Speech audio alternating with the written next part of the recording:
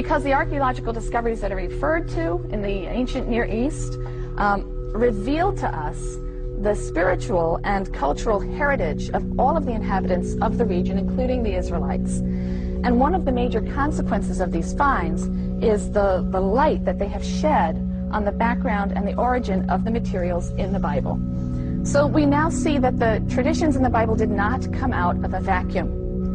The early chapters of Genesis, Genesis 1 through 11, they're known as the primeval history, which is a very unfortunate name because these chapters really are not best read or understood as history in the conventional sense. But these 11 chapters owe a great deal to ancient Near Eastern mythology. The creation story in Genesis 1 draws upon the Babylonian epic known as Enuma Elish. We'll be talking about that text in some depth. The story of the first human pair in the Garden of Eden, which is in Genesis 2 and 3, has clear affinities with the Epic of Gilgamesh. That's a Babylonian and Assyrian epic in which a hero embarks on this exhausting search for immortality. The story of Noah and the flood, which occurs in Genesis 6 through 9, is simply an Israelite version of an older flood story that we have found copies of, a Mesopotamian story called the Epic of Atrahasis, a flood story that we also have incorporated in the Epic of Gilgamesh. Biblical traditions have roots that stretch deep into earlier times and out into surrounding lands and traditions. And the parallels between the biblical stories and ancient Near Eastern stories that they parallel has been the subject of intense study. However, it isn't just the similarity between the biblical materials and the ancient Near Eastern sources that is important to us.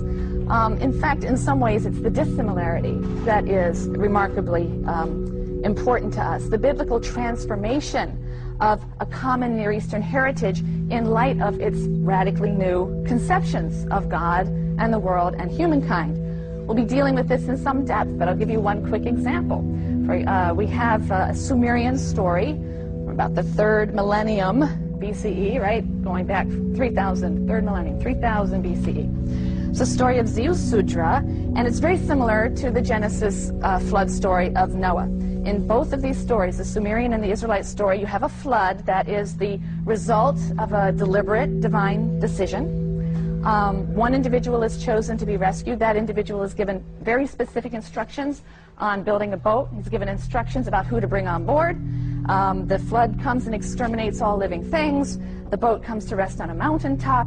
The hero sends out birds to reconnoiter the land. When he comes out of the ark, he offers a sacrifice to the god. The same narrative elements are in these two stories. It's just wonderful when you read them side by side.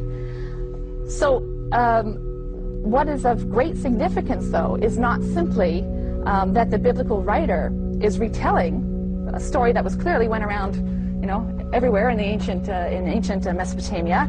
They were transforming the story so that it became a vehicle for the expression of their own values and their own views. In the Mesopotamian stories, for example, the gods act capriciously.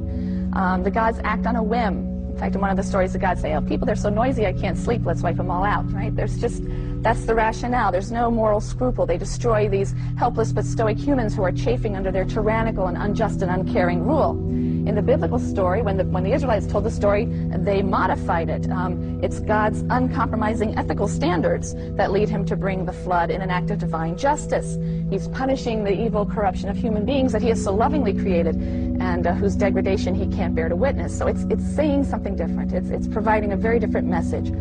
So when we compare the Bible with the literature of the ancient Near East, we'll see not only the incredible cultural and literary heritage that was obviously common to them, but we'll see the ideological gulf that separated them, and we'll see how biblical writers so beautifully and cleverly manipulated and used these stories, as I said, as a vehicle for the expression of a radically new idea.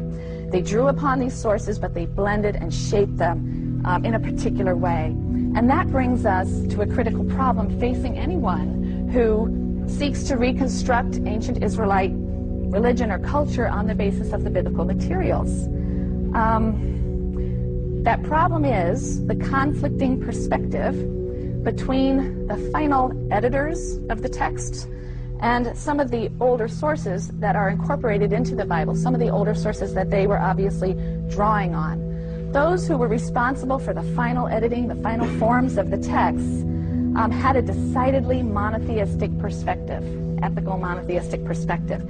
And they attempted to impose that perspective on their older source materials. And for the most part, they were successful, but at times the result of their effort is a deeply conflicted, deeply ambiguous text. And again, that's going to be one of the most fun things for you as readers of this text, if you're alert to it, if you're ready to listen to the cacophony of voices that are within the text.